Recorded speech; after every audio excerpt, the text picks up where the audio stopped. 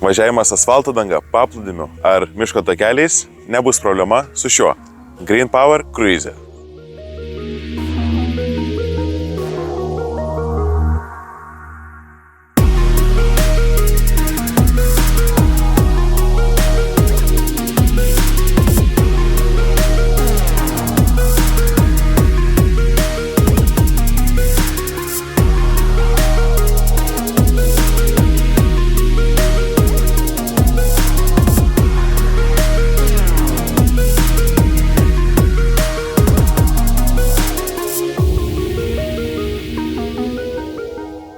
Taigi, kuo šis dviratis išsiskiria?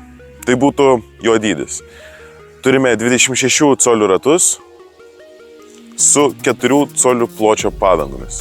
18 colių rėmas, optimaliausiai tinkantis žmonėms, kurių ūgis nuo 1,70 m iki 1,90 m.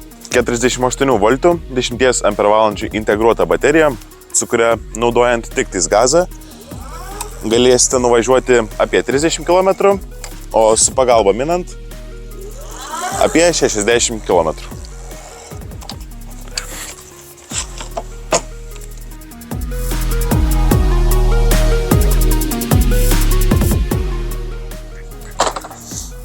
Patogesniam krovimui iš šio dviračio bateriją galima išimti.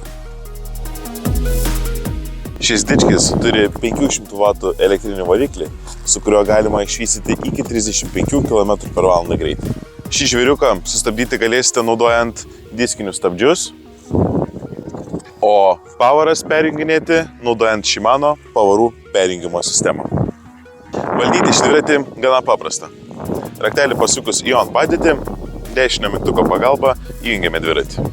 Čia turime mynimo pagalbos režimus, kurių yra 3 ir juos valdome kairiu mygtuku. Spidometras, kilometražas bei baterijos likutis.